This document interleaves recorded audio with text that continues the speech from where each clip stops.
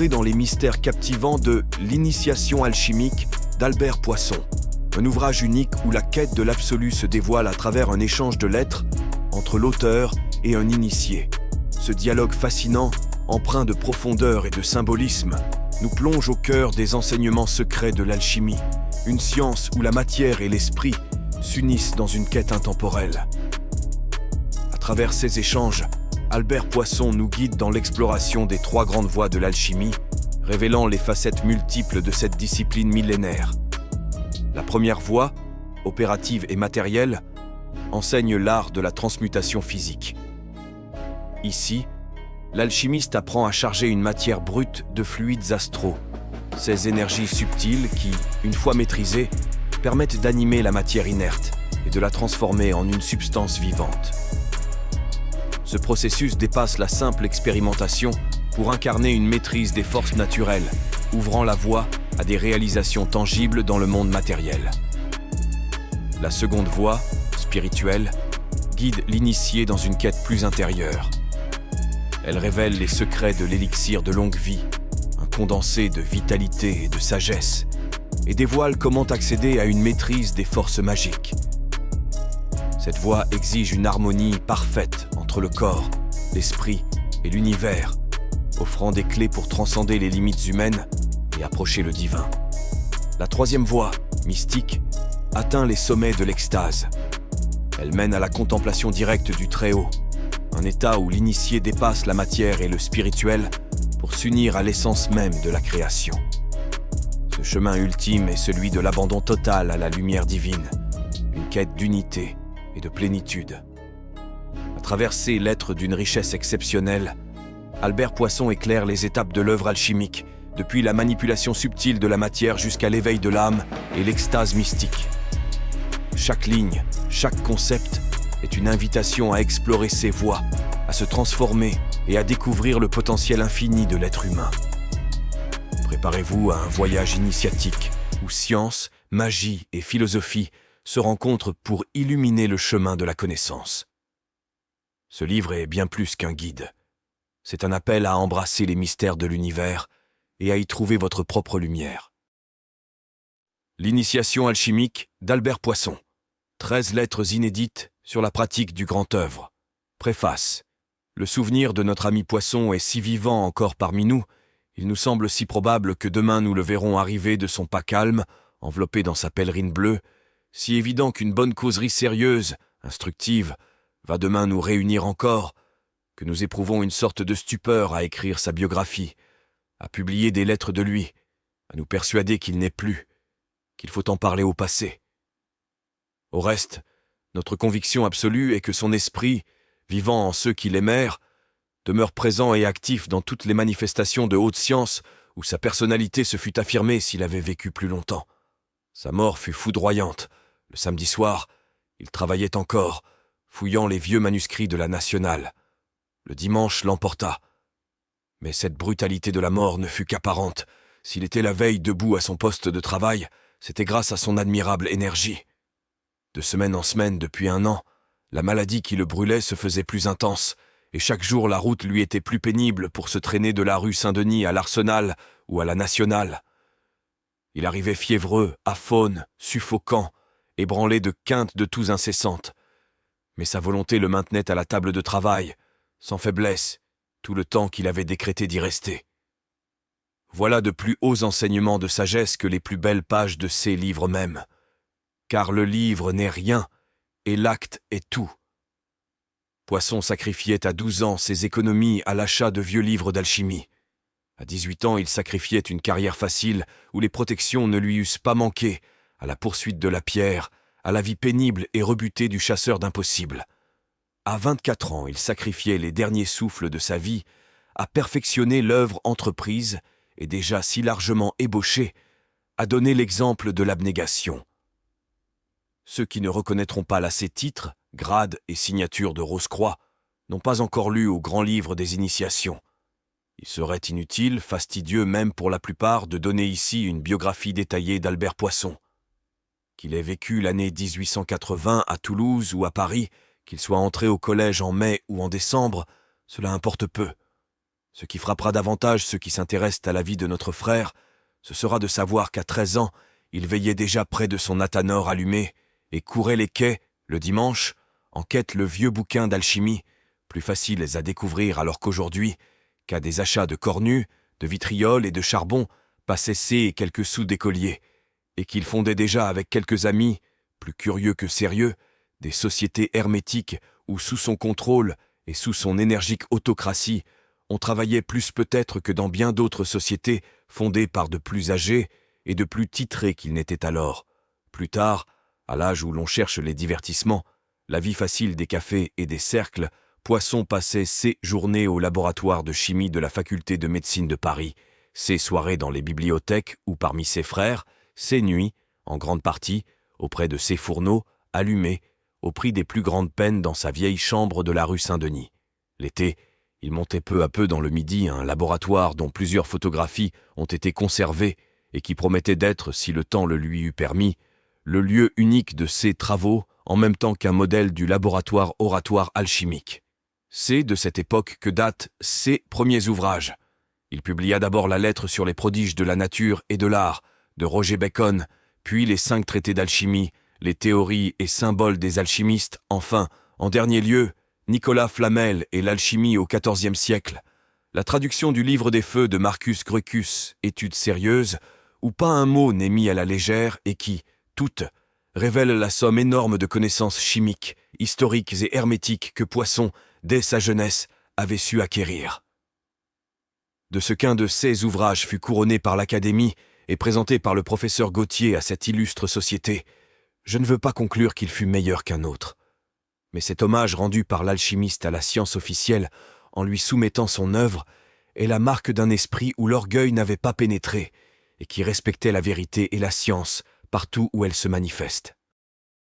L'idée dominante de ces œuvres, ce qui en ressort pour tout lecteur attentif, c'est lorsque les grimoires réputés fantaisistes et mystificatoires des anciens alchimistes sont des livres sérieux, compréhensibles, et dont le langage, pour être mystérieux, n'en est pas moins très précis au même titre que les hexagones de Kekule et les équations chimiques dont un ignorant pourrait rire comme d'incompréhensibles mystifications. Deuxièmement, que dans ces symboles déchiffrés et traduits, hiéroglyphes d'un temps plus moderne, en langage scientifique du jour, des notions vraies sur la matière, sur sa vie, sur son évolution, des lumières inattendues sur l'harmonie des sphères d'en haut avec les atomes d'en bas, une philosophie scientifique universelle apparaisse, toutes notions que la science avait délaissées, qu'elle ignore, et qui cependant doivent servir de base à son progrès, à un nouvel essor de découverte. Ce courageux défrichement de terre réputée impénétrable, aride et même quelque peu hanté de démons redoutables au cerveau humain, ce fut l'œuvre d'Albert Poisson, et devant son œuvre tous les chimistes, tous les occultistes se sont inclinés. Nul n'a contredit à son travail tant on y sentait de force, de vérité, de sincérité. Il voulait ajouter à ses premiers ouvrages de nombreuses pages encore. Il avait dressé le plan d'une encyclopédie alchimique, histoire, pratique, théorie et bibliographie. Mais la mort le guettait. Il alla, plein de santé, faire à Sens une année de service militaire, où le surmenage stérile de la caserne le coucha, typhique, dans un lit d'hôpital. Il ne se releva que pour retomber, les poumons atteints. Sans espoir de guérison, le sachant, il prit son sort en sage et ne s'arrêta dans son labeur sans trêve que la veille de sa mort. Nous avons publié quelques lettres adressées à M. R. par Albert Poisson et qui figurent dans ses notes parmi sa correspondance alchimique avec différents hermétistes de France ou de l'étranger. Ces lettres seront précieuses aux débutants. Elles contiennent beaucoup de renseignements pratiques et signalent bien des écueils à éviter. Nous espérons pouvoir continuer cette publication et donner ainsi au public, peu à peu et sans retouche, les derniers manuscrits qu'Albert Poisson a laissés inachevés en nous quittant. Puissent ces pages lui susciter des disciples, des amis de plus, et, si le ciel le veut, un successeur. Dr Mark Haven. Note. Albert Poisson donna le concours de sa présence, de ses travaux, de ses lumières, à toutes les sociétés initiatiques, à tous les groupes d'études où l'occultisme, les sciences psychiques, le symbolisme et surtout l'hermétisme étaient accueillis, étudiés ou enseignés, sans distinction d'école ou de secte, espérant y trouver sinon la lumière, que chaque homme ne trouve qu'en lui-même, du moins des amis et des frères. Peut-être voulait-il aussi semer le bon grain dans tous ces milieux et y moissonner ensuite des adeptes pour sa société hermétique en laquelle il avait beaucoup de confiance. En tout cas, Albert Poisson, à l'inverse de tant d'autres, s'est toujours montré très respectueux de tous les centres initiatiques, martinisme, Rose-Croix, franc-maçonnerie même, et très fidèle à chacun d'eux. Il n'a jamais affiché que 2 réserves, mais celle-là formelle, dans sa tolérante estime de tous les travailleurs, réserve relative d'une part au cléricalisme inquisiteur, d'autre part au judaïsme envahisseur qu'il tenait à bonne distance pour les avoir trop connus, sans doute. L'initiation alchimique. Mon cher monsieur, mon ami et maître Papus me communique votre dernière lettre et me prie d'entrer en correspondance avec vous. J'ai saisi avec empressement l'occasion. Les alchimistes sont rares aujourd'hui. On les peut compter ces courageux chercheurs qui, à la face de la science moderne, étudient au risque de passer pour illuminés la vieille alchimie. Permettez-moi tout d'abord de me présenter à vous. Albert Poisson, étudiant en médecine, chimiste, qui, sous le nom de Philophote, écrit dans l'initiation et s'occupe d'alchimie. Voilà ce qui m'a charmé dans votre lettre. C'est que vous avez parfaitement vu de quel côté il faut chercher pour le grand œuvre. C'est le côté que les adeptes ont le plus cherché à sceller dans leurs ouvrages. Aussi ai-je très peu insisté sur ce point dans mon ouvrage des théories et symboles. La matière, en somme, peut varier, et tous les alchimistes n'ont pas travaillé sur la même. Mais ce qui ne varie pas, c'est la force à l'aide de laquelle on met en œuvre la matière.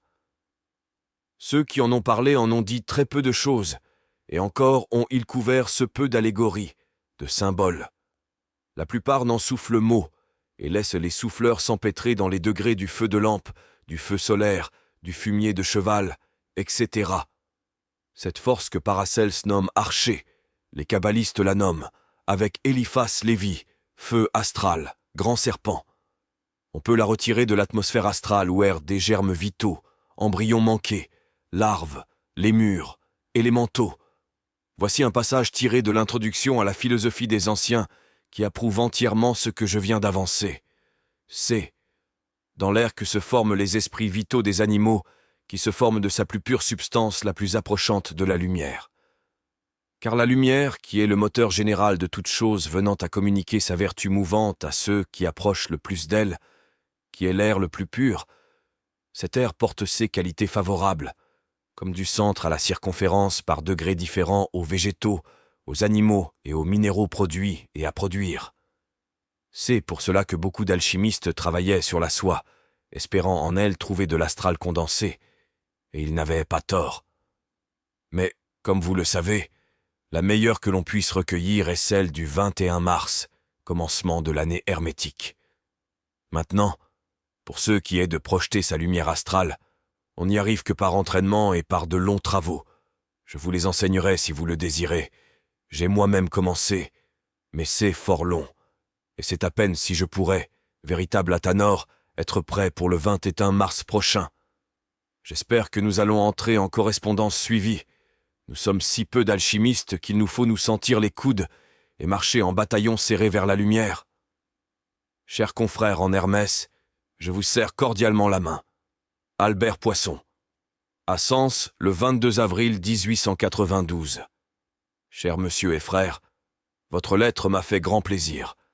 Je me mets entièrement à votre disposition pour tous les renseignements dont vous auriez besoin et qu'il serait en mon pouvoir de vous donner. L'alchimie est la branche des sciences occultes que j'ai choisie pour m'y cantonner. Je connais bien des choses sur la question, mais il me reste combien plus de choses à étudier. Jusqu'à nouvel avis, il me semble que vous pourriez délaisser complètement vos études ou lectures sur le spiritisme, la magie et la kabbale, mais vous pourriez continuer avec profit vos travaux sur le magnétisme animal et les mener parallèlement à vos études hermétiques. Vous demandez la voie qui mène à l'œuvre. Je ne suis pas un adepte pour prendre la parole avec l'autorité d'un professeur, et du reste je le serai, que je ne parlerai pas. Je suis simplement un amant de la vérité. Comme vous, je recherche la science pour elle-même. Je suis un alchimiste, simplement, et non un adepte. Aussi, je vous parlerai en frère, et jamais en professeur. En unissant ce que nous savons chacun de notre côté, nous arriverons plus facilement. Je ne sais si vous avez entre les mains mon ouvrage Théorie et symboles des alchimistes, en vente à la librairie du Merveilleux, mais vous remarquerez que, dans la partie qui traite du grand œuvre, je n'ai livré que la partie matérielle, ne faisant qu'indiquer vaguement la partie spirituelle sans laquelle on ne peut rien faire. Eh bien, cette partie secrète ésotérique, si vous le voulez bien, nous l'étudierons ensemble. Quelle que soit la matière que l'on choisisse pour l'œuvre, il faut animer cette matière. Voilà ce que je sais. Maintenant, la matière retient-elle cette vie, ou bien faut-il lui faire subir une préparation spéciale? Voilà ce que j'ignore. Mais comment arriver à projeter son fluide astral? C'est là la question. Quelques personnes ont la faculté inconsciente de le projeter et de produire ainsi des phénomènes plus ou moins bizarres. C'est eux, sont les médiums. Mais généralement, cette faculté n'existe pas chez le commun des mortels. Cependant, on peut l'acquérir peu à peu par entraînement. Les fakirs dans l'Inde, les marabouts en Orient musulman y arrivent par la prière et le jeûne. La méthode que je vous propose est plus longue. Elle consiste d'abord à développer la volonté. Pour cela, supprimer les habitudes inutiles qui font de vous leur esclave. Exemple, le tabac, l'usage des alcools en dehors des repas. Avez-vous quelques défauts? Luttez jusqu'à ce que vous ayez obtenu la victoire. En un mot, je vous demande contre vous-même une lutte de tous les instants. Il faut que votre âme, votre volonté, arrive à dominer complètement votre corps, à en faire un instrument docile. Dans une prochaine lettre, si cela vous intéresse, nous continuerons cet entretien. Chers frères, je vous serre la main en attendant votre prochaine lettre. Albert Poisson. À Sens, le 11 mai 1892. Mon cher monsieur, j'attendais votre lettre depuis quelques jours. Ne recevant pas de réponse, j'étais inquiet, lorsque dimanche dernier Papus, que j'ai vu à Paris, m'a expliqué pourquoi vous ne m'aviez pas répondu. J'ai donc patienté. Votre dernière lettre m'a bien fait plaisir. Je vois qu'à part quelques points de détail, vous faites des études excellentes très orthodoxes, et qui vous conduiront certainement à un résultat. Le magnétisme vous servira en effet à vous habituer à la manipulation des fluides, et lorsque vous serez un bon magnétiseur, vous vous fortifierez alors dans la magie cérémonielle. C'est alors que, sachant reconnaître, condenser, diriger les fluides vitaux de l'homme, fluide astral, les fluides encore peu connus qui circulent dans l'atmosphère qui nous entoure, c'est alors que vous posséderez le secret des philosophes, c'est alors que vous pourrez préparer le soufre et le mercure des philosophes qui ne sont pas morts et qui renferment en eux la vie. Mais, avant de venir là, que de déboires, que d'expériences déçues. Vous aurez, mon frère, à lutter contre la vie, contre vos parents, contre l'inertie de la matière, contre vous-même, et aussi contre les peuples invisibles de l'astral, qui cherchent à défendre leurs secrets trésors contre les adeptes. Que l'amour de la sainte science vous soutienne. Songez aux grands exemples que vous ont laissés les Nicolas Flamel, les Lulle, les Philalèthe.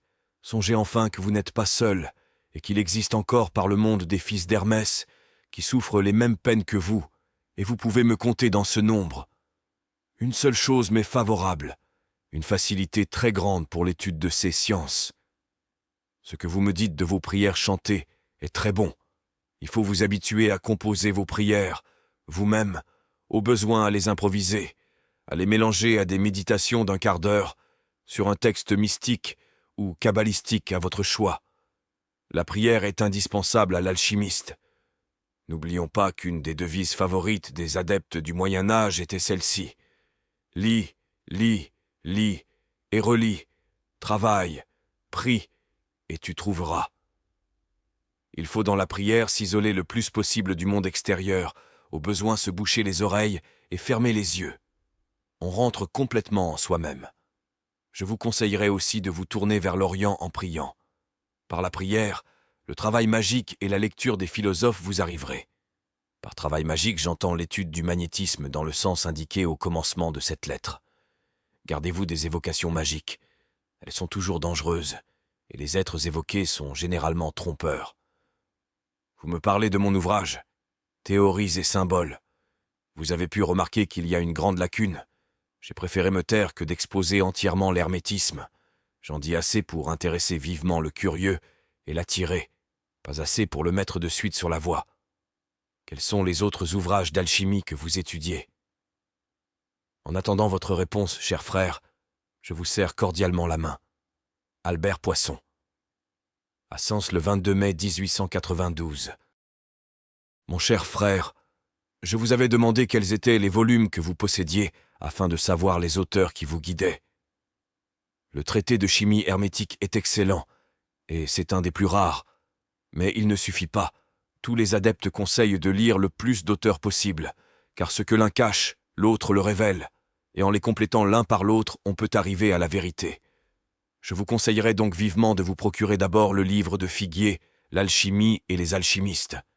Au point de vue hermétique, l'auteur est nul, mais son livre vous sera utile pour les citations qu'il contient et pour l'histoire des transmutations célèbres qui vous intéressera beaucoup. Je vous recommande aussi, premièrement, Colesson, Idée parfaite de la philosophie hermétique. Deuxièmement, Jean de La Fontaine des amoureux de science.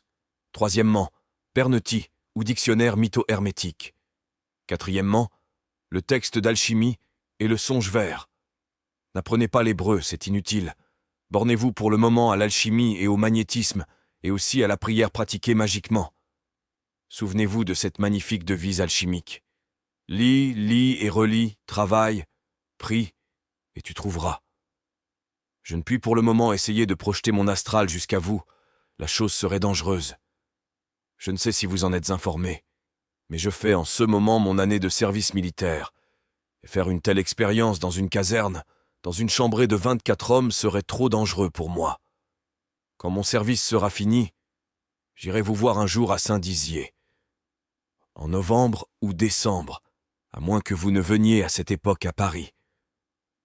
Votre idée de magnétiser votre apprenti et d'en faire un sujet est excellente, mais épargnez-vous pour le moment, gardez votre fluide et ne le dispersez pas inutilement. Les caractères que vous me donnez à la fin de votre lettre ont beaucoup de ressemblance avec les caractères magiques que l'on trouve dans les grimoires et clavicules. Je les examinerai à mon loisir et je vous dirai ce que j'en pense. Adieu, cher frère, je vous serre la main. Albert Poisson. À Sens, le 17 juin 1892. Mon cher frère, j'ai le plaisir de vous apprendre que je vais avoir un peu plus de temps de disponible.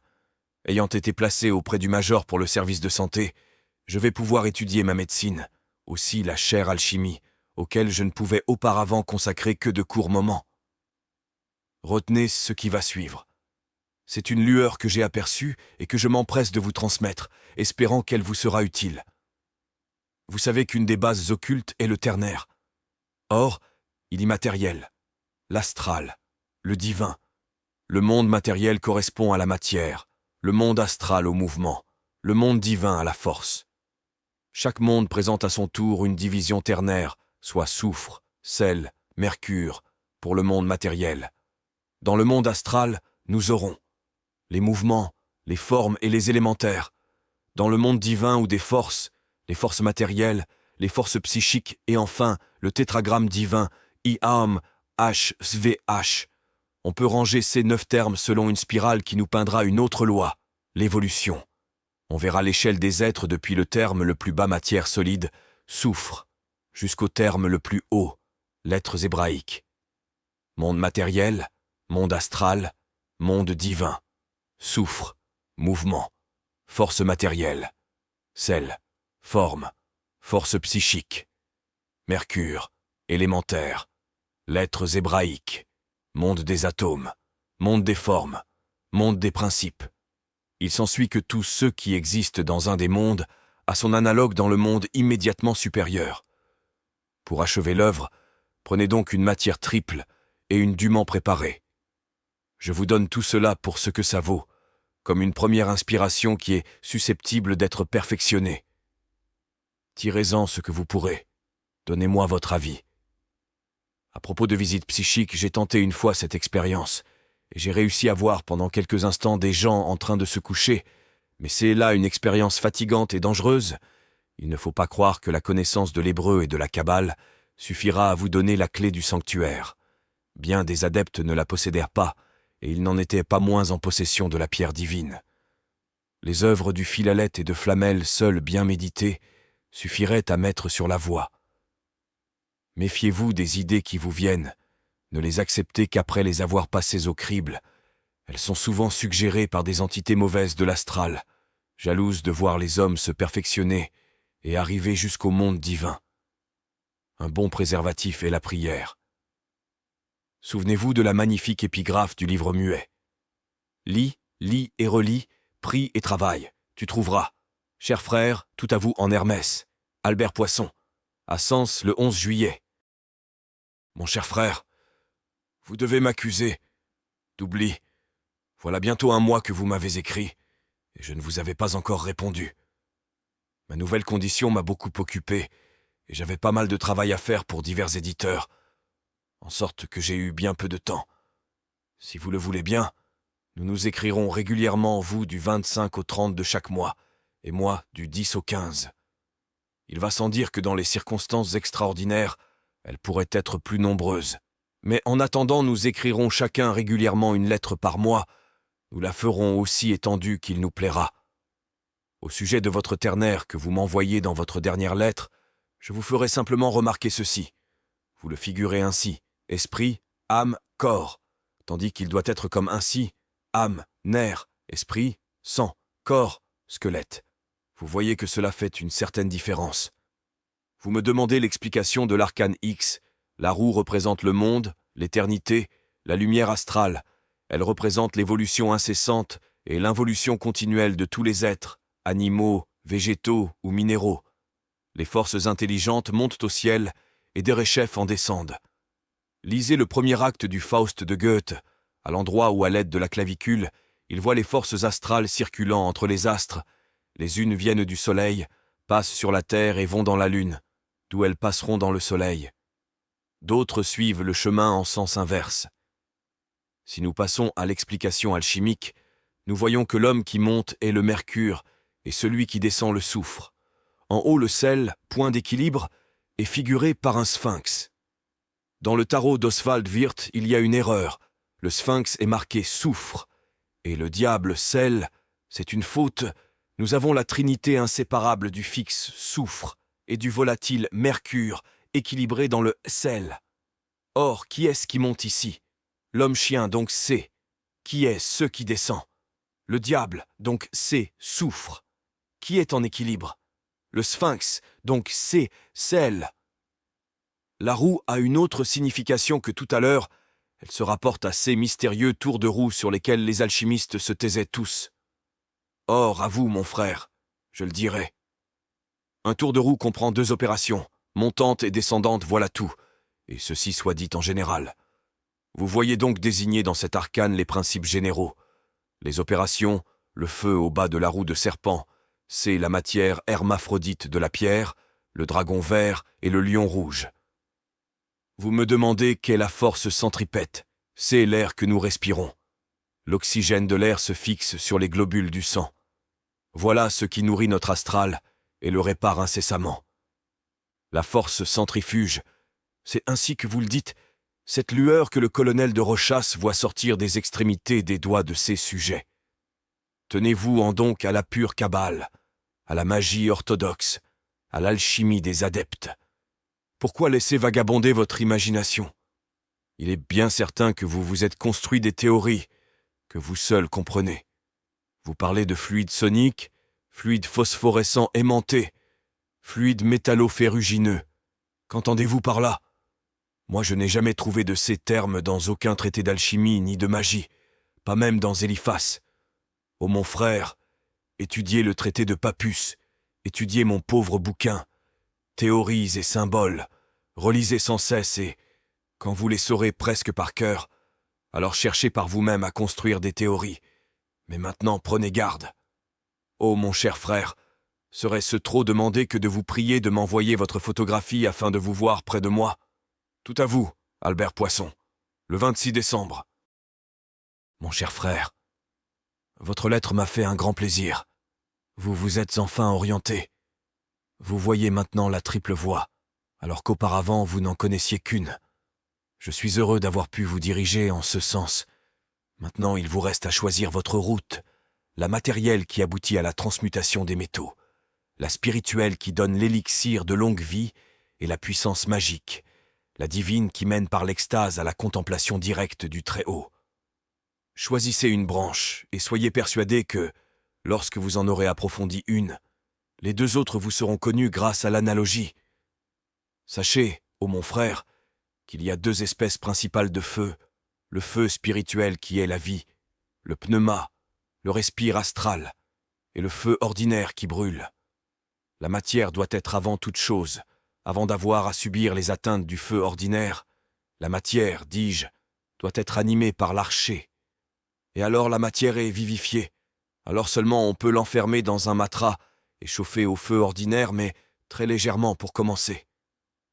Je ne pourrais guère aller vous voir maintenant. Le médecin m'a recommandé les plus grandes précautions jusqu'au printemps. Aussi voilà mon voyage reculé. Pour la société hermétique, j'y pense sans cesse. Au printemps, elle verra le jour. Je fais en ce moment une étude sur l'alchimie au XIXe siècle. Voulez-vous que votre biographie s'y trouve, soit sous votre vrai nom, soit sous un pseudonyme?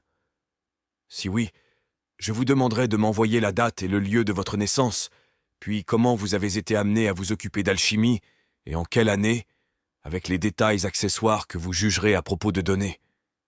Songez que les sympathies collectives des lecteurs à votre endroit repousseront les haines qui vous poursuivent et vous seront comme un bouclier fluidique. Adieu, cher frère. Je vous serre amicalement la droite en attendant impatiemment votre réponse. Albert Poisson. Le 27 janvier 1883. Mon cher frère, Aristédone, il est vrai, une méthode différente du liber mutus pour recueillir l'astral, mais au fond le résultat est le même. Remarquez que, s'il dévoile ce dont peu d'alchimistes parlent, car c'est un grand secret, par contre il ne dit rien du mercure et de la matière qui doivent être travaillés, puis mêlés. C'est qu'aucun alchimiste n'a jamais dévoilé complètement la préparation de la matière, et que lui, Aristée, ayant parlé d'un point très important, s'est dispensé de décrire la préparation du mercure et de la matière sur laquelle tous les autres adeptes se sont suffisamment étendus. Donc la vérité alchimique reste une.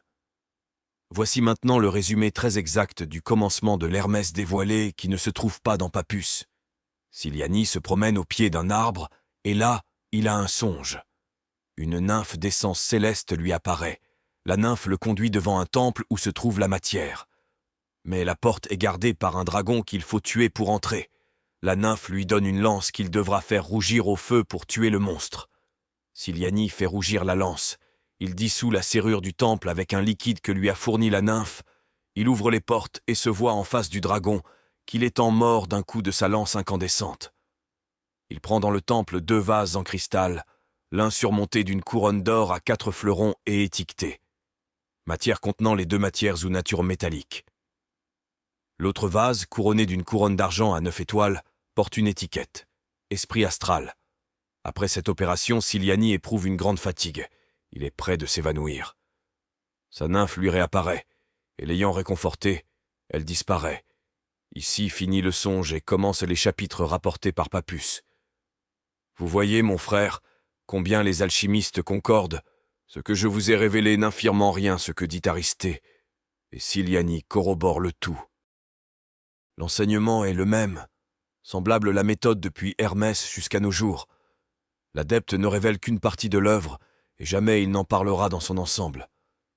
Tantôt il s'étend uniquement sur les opérations, tantôt sur les couleurs, et s'il parle de la préparation, il dit peu de choses du reste. C'est grâce à cette méthode que le secret a pu se transmettre de génération en génération, réservé aux seuls philosophes hermétiques. Méditez bien, amis, c'était un adepte, au moins il l'affirme lui-même, mais surtout relisez le premier volume des fables grecques et égyptiennes. La lumière commence à se faire dans votre esprit. Plus vous avancerez désormais, et plus vous profiterez maintenant que vous êtes dans la voie, et vous verrez que je n'ai pas tort, et que je n'affirme que ce dont je suis sûr, après avoir, à ce sujet, médité la multitude des ouvrages hermétiques. Cependant, ô mon frère, lisez et relisez sans cesse, priez, et ne commencez l'œuvre matérielle que lorsque, sûr de vous-même, vous aurez la certitude d'obtenir un résultat probant, si mince soit-il. Une fois un bout du fil d'Ariane saisi, vous vous dirigerez à travers le labyrinthe jusqu'à la pleine lumière. C'est Ce que je vous souhaite, mon frère, car vous êtes digne de réussir et de devenir un adepte. En attendant le plaisir de vous lire, je vous serre affectueusement la main. Dernière lettre m'a détrompé. Je m'empresse de réparer mon erreur. Pour mes lettres, cela ne presse pas. Vous me les rapporterez quand vous viendrez à Paris, et à votre suivant voyage, je vous les rendrai. Vous pouvez magnétiser la matière à nu, elle gardera le fluide, de même l'aimant garde son magnétisme. La baleine conserve indéfiniment l'électricité une fois qu'elle est chargée. Votre matière conservera à l'état latent la force dont vous l'imprégnez. Elle commence à se manifester sous l'action du feu. Tenez, mon frère, je ne puis mieux comparer la matière qu'à un œuf. Dans un œuf, qu'avez-vous? De la matière et de la force. La matière nous importe peu ici, mais la force, c'est la vie. L'œuf, c'est de la matière vivifiée. Si vous voulez que la vie qu'il contient à l'état latent se manifeste, il faut lui appliquer une nouvelle force.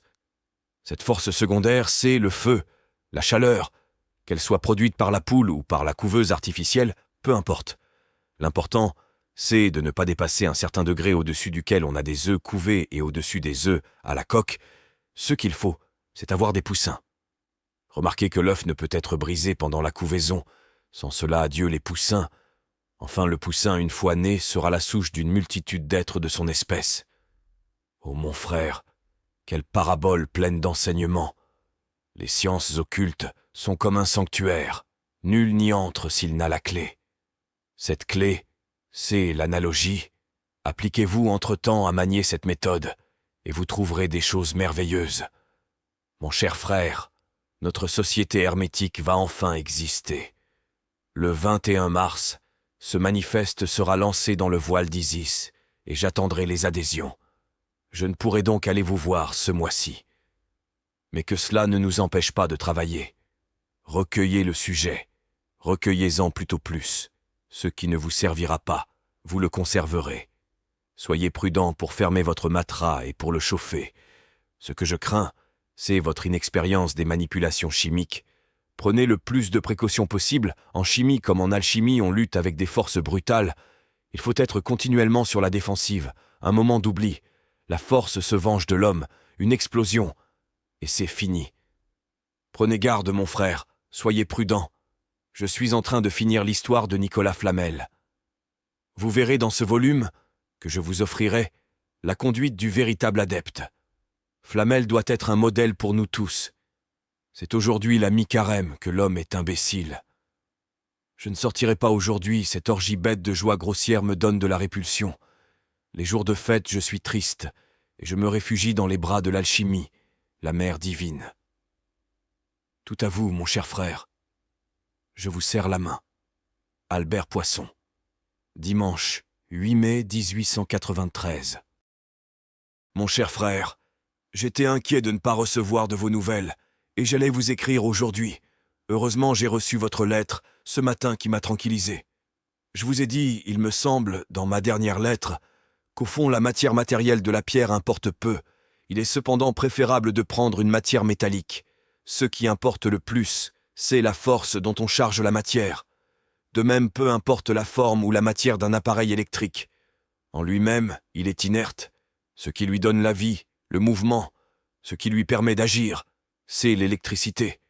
L'archer de Paracels ne pourrait transmuer directement un métal fondu, car tel corps est dans un état statique, c'est-à-dire d'équilibre parfait. De même, l'âme peut agir directement sur le corps. Mais prenons un corps plutôt métallique. Ouvrons-le, torturons-le, de façon à dissocier ces molécules, à rompre son équilibre, puis saturons ce corps d'archer. Nous aurons dès lors la pierre, c'est-à-dire un moyen d'agir sur les métaux. Ici, l'âme est unie à l'esprit, et par l'intermédiaire de ce dernier, elle peut agir sur le corps. Je pense que ma comparaison est assez claire. Aussi, voilà pourquoi la matière de la pierre peut différer. Voilà pourquoi la pierre obtenue par tel adepte transmuait seulement son poids, tandis que celle préparée par tel autre en transmuait 10, 100 ou 1000 parties. De même, les effets physiques et chimiques que vous obtiendrez avec une même bouteille de Leyde différeront selon la quantité d'électricité qui aura été condensée dans l'appareil. Pour vos essais, n'oubliez pas cette règle. Tant que les couleurs apparaîtront dans l'ordre, continuez. Mais si vous remarquez une perturbation quelconque, par exemple si le rouge apparaît immédiatement après le noir, alors abandonnez votre expérience pour en recommencer une autre. De cette façon, vous vous épargnerez du temps et de la dépense. Enfin, l'essentiel comme contrôle, c'est l'apparition des couleurs. Ne vous inquiétez pas du reste. Les opérations chimiques qui se passent à l'intérieur de l'œuf diffèrent légèrement selon la matière employée. Ce qui est immuable, c'est la succession des couleurs. Mon cher frère, cela m'aurait fait plaisir de vous voir avant de partir, mais ce n'est pas une raison suffisante pour vous déranger d'autant que vous travaillez à l'œuvre en ce moment. Je continuerai à correspondre activement avec vous. Écrivez-moi avant la fin de ce mois, car je partirai dans les premiers jours de juin. Je vous donnerai ma nouvelle adresse. Mon frère, je vous serre la main. Albert Poisson, La Bastide, le 3 juillet 1893. Mon cher frère, je suis resté si longtemps sans vous écrire à cause de mon déplacement, achats, visites aux amis, voyages, installations, etc. Bref, me voilà maintenant tranquille. Voici les réponses à votre dernière lettre. Pour obtenir le chlorure d'étain, il faut chauffer l'étain dans l'acide chlorhydrique ou esprit de sel. Le mieux est de bien laver d'abord l'étain à l'eau, puis à l'alcool. Ensuite, on le met dans l'acide et on chauffe. Quand tout est dissous, évaporez à sec pour faire cristalliser. L'azotate de mercure est soluble dans l'eau. La matière du grand œuvre se tire du silence, et du silence, et la matière du petit œuvre se tire de la silence, et du silence. Mais remarquez bien que cette matière est morte si vous la préparez par les moyens ordinaires. Il faut l'ouvrir, en écarter les molécules, cela par le moyen des acides. Il faut de plus et surtout la vivifier. Condenser une force sur une matière préparée, voilà tout le secret. Solve, coagula. Solve, c'est-à-dire dissout, ouvre, torture, brise la matière, détruit les résistances qu'elle pourrait opposer aux forces extérieures. Coagula, c'est-à-dire réunit, rassemble, puis condense sur la matière préparée les forces dont tu as réussi à t'emparer. C'est ici qu'est la clé de l'œuvre. Cela est simple à comprendre mais combien difficile à réaliser. Il faut de la patience, il faut de la persévérance. Adieu, cher frère, je vous serre la main. Albert Poisson, La Bastide, le 19 juillet 1893. Mon cher frère, vous faites bien de lire le Cosmopolite. C'est un bon auteur, quoiqu'il soit passablement obscur et qu'il puisse faire tromper. La préface des fables grecques et égyptiennes est très bonne. Vous avez là en 214 pages tout ce que vous pouvez désirer sur les principaux points qui nous occupent, et cela a l'avantage d'être méthodique, ce qui est énorme surtout pour vous qui avez une tendance à tout mélanger, tendance dont il faut vous méfier, car elle vous fait perdre beaucoup de temps. Un appareil télégraphique est une machine très ingénieuse, mais elle est morte, et il faut le passage d'une force, de l'électricité pour l'animer. Il en est de même de notre matière. Si vous ne l'animez, il est inutile de fermer le matelas et d'allumer la lampe, vous ne ferez rien de bon. Vous constaterez que la matière est animée parce que ses propriétés seront différentes de la matière non animée. Quant à l'alchimiste de Bordeaux, qui demande de l'argent pour vous aider de ses conseils, c'est ou un charlatan ou un imbécile, et vous auriez pu lui répondre « Si vos renseignements sont précieux, 50 francs, c'est donné. Le prix est dérisoire. Autant renseigner les frères pour rien. Si vos renseignements n'ont rien de spécial, c'est trop cher. En tout cas, quiconque demande de l'argent pour des renseignements de cette sorte doit être déconsidéré. Un adepte refuserait de répondre plus tôt, mais il ne m'en dirait pas. En attendant une réponse, cher frère, je vous serre la main. Albert Poisson. La Bastide, le 10 août 1883. Cher frère, premièrement, la matière du grand œuvre est... Or, il faut que ces métaux soient travaillés ou bien ouverts, c'est-à-dire que leurs molécules soient séparées les unes des autres, que leur force de cohésion soit vaincue, annihilée afin de laisser agir avec plus de certitude les forces que l'alchimiste appliquera. Or, il y a deux méthodes. Première, les sels. Deuxième, les amalgames. Pour les sels, il vaut mieux préparer les chlorures, car les nitrates sont dangereux dans des mains inexpérimentées. Ils peuvent faire explosion. Vous préparez le chlorure d'or en dissolvant le métal dans un mélange d'acide nitrique et d'acide chlorhydrique. On évapore ensuite jusqu'à consistance de beurre. Le chlorure tout préparé coûte 2 francs le gramme. Deuxièmement, vous préparez le chlorure d'argent en dissolvant le métal dans l'acide nitrique. Quand tout est dissous, vous évaporez à sec et vous chauffez jusqu'à ce que le sel prenne une couleur noire. Vous arrêtez alors. Vous dissolvez dans l'eau. Il reste une poudre noire qui est du cuivre oxydé. Je suppose que vous avez pris de la monnaie ou des bijoux qui contiennent toujours du cuivre. Vous filtrez. Vous ajoutez à la solution claire une lessive de sel de cuisine. Il se forme un précipité blanc qui est du chlorure d'argent. Vous filtrez après avoir ajouté un peu d'acide azotique. Vous l'enlevez du filtre et vous faites sécher à l'abri de la lumière. Troisièmement, vous préparez le chlorure de mercure en traitant le métal par l'eau régale. Vous évaporez ensuite presque à sec. Vous retirez du feu et le sel cristallise. Vous connaissez les degrés du feu. Vous savez donc tout pour la dynamisation des forces, c'est-à-dire leur projection. Vous trouverez dans le traité de Pappus tous ceux dont vous aurez besoin. Adieu, chers frères, je vous serre la main. Albert Poisson. Fin. Nous venons de découvrir, à travers l'initiation alchimique d'Albert Poisson, un trésor inestimable de sagesse et de mystère. Ce dialogue épistolaire entre l'auteur et un initié nous a dévoilé les secrets profonds de l'alchimie, à la croisée de la science, de la spiritualité et de la philosophie. L'ouvrage nous a guidés dans l'exploration des 3 grandes voies de l'alchimie. La première voie, strictement matérielle, nous enseigne l'art de charger la matière brute avec le fluide astral, cette énergie subtile qui insuffle une vie aux substances inertes. Loin d'être une simple chimie, cette discipline opère une fusion des forces naturelles pour révéler leur potentiel caché, rendant possible des transmutations physiques tangibles et fascinantes. La seconde voie, tournée vers l'esprit, éclaire les étapes de la transformation intérieure. En quête de l'élixir de longue vie et de la maîtrise des forces magiques, l'initié découvre comment harmoniser le corps et l'esprit avec l'énergie universelle. Cette voie est une invitation à dépasser nos limites humaines, à embrasser notre divinité intérieure et à canaliser des énergies capables de transcender notre existence. Enfin, la troisième voie, mystique et sublime, ouvre la porte à l'extase spirituelle. C'est la voie de l'union avec le Très-Haut, où l'initié, libéré des chaînes du matériel et de l'individuel, entre dans une communion directe avec l'essence divine de l'univers. C'est une ascension vers la lumière absolue, une quête de perfection et d'éternité. À travers ces 3 voies, l'initiation alchimique nous a révélé que l'alchimie n'est pas seulement une science ou un art, mais une philosophie de vie complète. Elle nous invite à regarder au-delà des apparences, à explorer les dimensions cachées de la réalité et à entreprendre notre propre voyage initiatique vers la lumière. Cette œuvre magistrale de Poisson ne se contente pas de transmettre des connaissances. Elle nous pousse à l'action, à expérimenter, à chercher et surtout à ne jamais cesser d'apprendre. Elle nous montre que l'univers, dans toute sa complexité, est un miroir de notre propre âme. Alors, si cette exploration des mystères alchimiques vous a enrichi, si elle a éveillé en vous des questions ou des aspirations, je vous invite à prolonger ce voyage.